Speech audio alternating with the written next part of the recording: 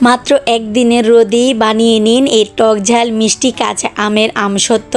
আর এই আমসত্ত্বগুলো তৈরি করতে কোনো ঝামেলা নেই, একেবারেই সামান্য উপকরণ দিয়েই কিন্তু এই আমসত্ত্বগুলো তৈরি করে 1 বছর পর্যন্ত সংরক্ষণ করে রাখতে পারেন। আশা করি রেসিপিটি আপনাদের খুবই ভালো লাগবে। ভিডিওটি ভালো লাগলে আমার চ্যানেলটি সাবস্ক্রাইব করে অবশ্যই আমার পাশে থাকবেন। কাঁচা আমের আমসত্ত্ব তৈরি করার জন্য এখানে আমি 500 গ্রাম কাঁচা আম নিয়েছি। আমগুলোকে এখন ছিলে ধুয়ে পরিষ্কার করে নিব। পরিষ্কার করা হয়ে গেলে এখন এগুলোকে আমি বটি দিয়ে লম্বা করে কেটে নেব। আপনারা চাইলে ছুরি দিয়েও কেটে নিতে পারেন। এখন একটি প্যানে সবগুলো আম দিয়ে আমি হাফ কাপ পরিমাণ পানি দিয়ে এটাকে 10 মিনিটের মতো সিদ্ধ হতে দিয়ে দেব। আর আমগুলো এমন করে সিদ্ধ করব যে একেবারেই গলে যাবে, কোনো রকম দানাই থাকবে না। এতে করে আমগুলো যখন আমরা চেলে নেব একেবারে খুব সুন্দর করে চেলে নেওয়া হয়ে যাবে। আর দেখুন আমার আমগুলো কত সুন্দর করে গলে গিয়েছে। এখন নামিয়ে কিছুটা ঠান্ডা করে এখন ছোট একটি ছাঁকনি দিয়ে এগুলো ছেলে নেব। আপনাদের হাতের কাছে যদি এরকম ছাঁকনি না থাকে যে কোনো প্লাস্টিকের ছোট ছিদ্রযুক্ত চালনি দিয়েও কিন্তু চেলে নিতে পারেন। আর অবশ্যই এটাকে কিছুটা ঠান্ডা করে নিতে হবে।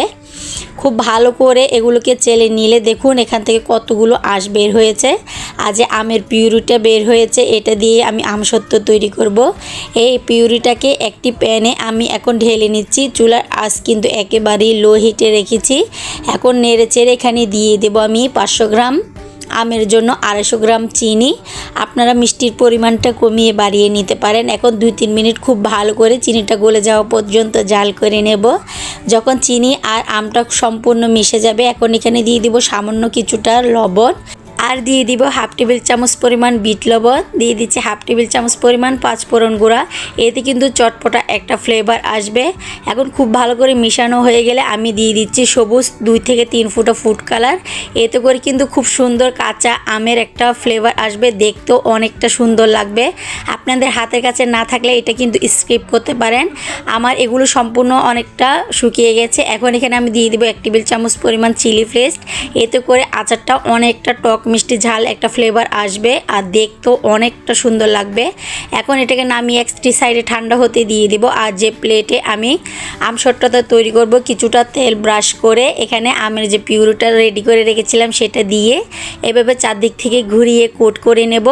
আর এখন কিন্তু প্রচণ্ড রোদ উঠেছে, একদিনের রোদেই এমন পাতলা করে আমসত্ত্ব দিলে একেবারেই শুকিয়ে যাবে।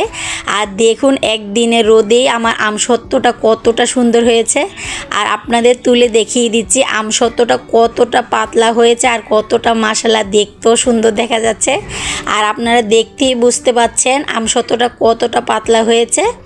এদিক থেকে ওদিক সম্পূর্ণ দেখা যাচ্ছে। আর কিছুটার ফুড কালার দেওয়ার ফলে কিন্তু আমের কালারটাও একেবারে কাঁচা আমের মতো দেখতে হয়েছে। ঝটপট কিছু উপকরণ দিয়েই কিন্তু এভাবে কাঁচা আমের আমসত্ত্ব তৈরি করে 1 বছর পর্যন্ত সংরক্ষণ করে রাখতে পারেন। আমি এভাবে লম্বা করে কেটেছি, আপনারা চাইলে কিন্তু চোখ আকারেও এই আমসত্ত্বগুলো কেটে নিতে পারেন। তাহলে ঝটপট এই আমসত্ত্বগুলো তৈরি করে 1 বছর পর্যন্ত সংরক্ষণ করে রাখতে পারেন। আশা করি আপনাদের ভিডিওটি অনেক ভালো লেগেছে। ভিডিওটি ভালো লাগলে আমার চ্যানেলটি সাবস্ক্রাইব করে পাশে থাকা বেল আইকনটি অবশ্যই ক্লিক করে রাখবেন।